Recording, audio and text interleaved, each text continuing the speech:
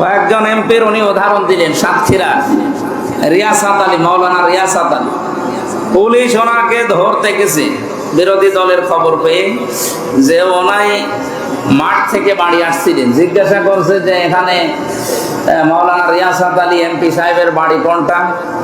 বলছে আসে। ওনারে ঘরের পাশে দাঁড় করিয়ে ভেতর থেকে পরিষ্কার জামা কাপড় যা ছিল পরিয়ে এসে বলছে, এই যে আমি, যে আপনাকে কিছুক্ষণ আগে দেখলাম, যে আমি, আপনারা চেনেন না তাই আমি বাড়ি ছিলাম। পুলিশ বলছে আপনাকে ধরার জন্য এসেছিলাম।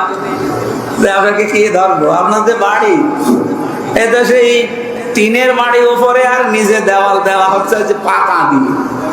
তাই আপনারা ধরে দুদকের যে মামলায় আমরা ধরতে এসেছি, ও আমাদের বিশ্বাস হয়নি, ছেড়ে দিয়ে চলে গেছে।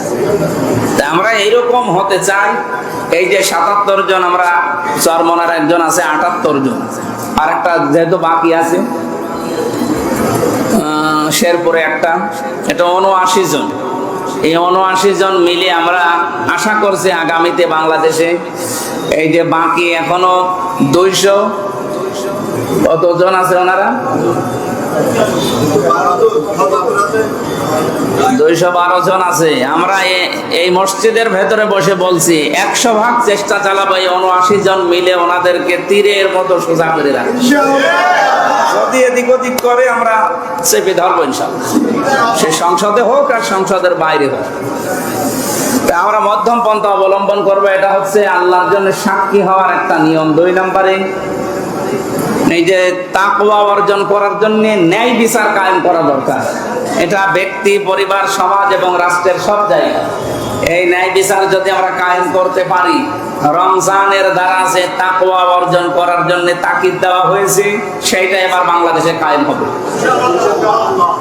আমাদের কাছে দল বেদল, ধর্ম অধর্ম না, মানুষ হলেই তার প্রতি আমার নিজের দল যা করেছে, অন্যের দল যা করেছে, আমি ওইটা হিসাব করে দেখবো এটা বৈধ কিনা। সাদাবাজি আমার দলের লোক করলে অসুবিধা নেই, অন্য দলের লোক করলেই ধরা লাগবে না, এটা ন্যায় বিচার না।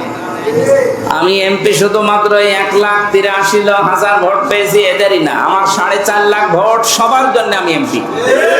আমি সবাইকে আমার নিজের আপন ভাইয়ের মতো মনে করি, আপন বোনের মতো মনে করে ইনশাআল্লাহ আগামীর ৫টা বছর যেন সঠিকভাবে ইখলাসের সাথে সুন্দর নিয়মে, কিছু কিছু নিয়ম তো জানতাম না, সবগুলো এখন শিখতেছি।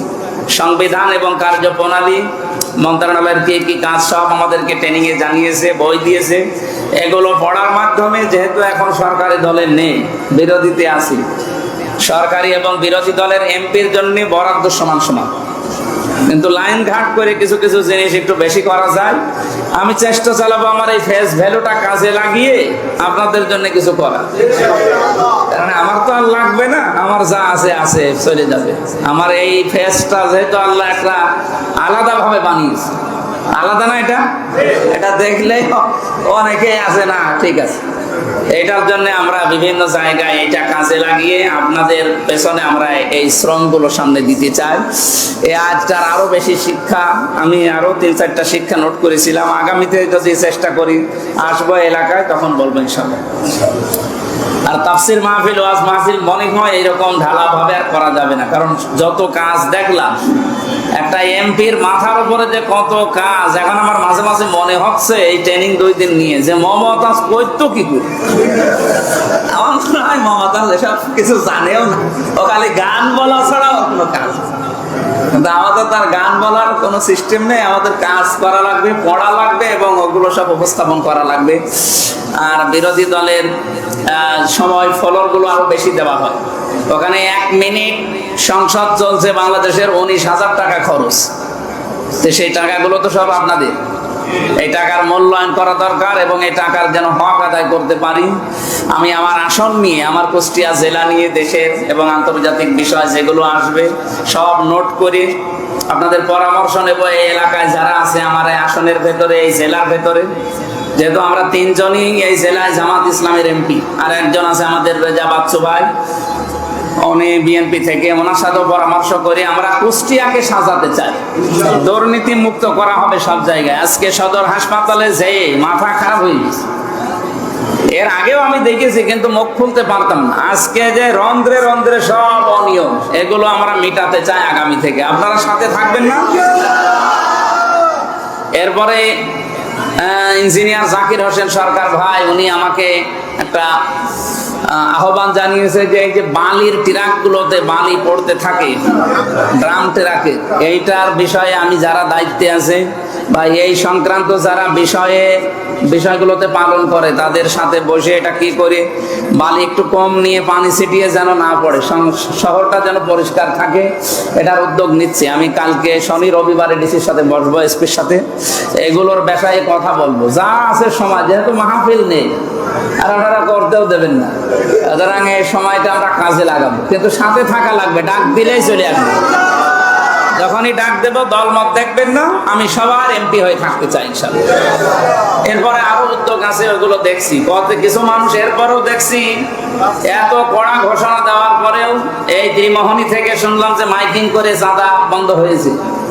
এরপরে মজমপুর থেকে, বড় বাজার থেকে আরো কিছু জায়গা দেখতে পাচ্ছি এরা এখনো অন্য কায়দায় নিতে আছে। সে যে কায়দায় নেন না কেন, ঘুষ যদি হয় ঘুষই, সে যে মাধ্যমেই হোক, আমরা কোনো অন্যায় যেহেতু করবো না, আমরা করতেও দেব না। সে যত বড় মহারথী হোক, আমি দেখবো ইনশাআল্লাহ। আপনাদের সবাইকে ভালো ভালো কাজে সাহায্য করা, অন্যায় কাজে আপনারা সাপোর্ট দেবেন না, সাথেও থাকবেন না।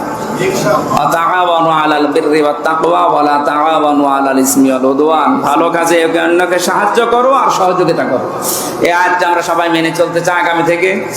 যেহেতু রোজার মাসে আরো বেশি কথা বললে গলা শুকিয়ে শেষে বলবেন হুজুর রোজা ভেঙে ফেলেন। আজকের মতো থাক। আমি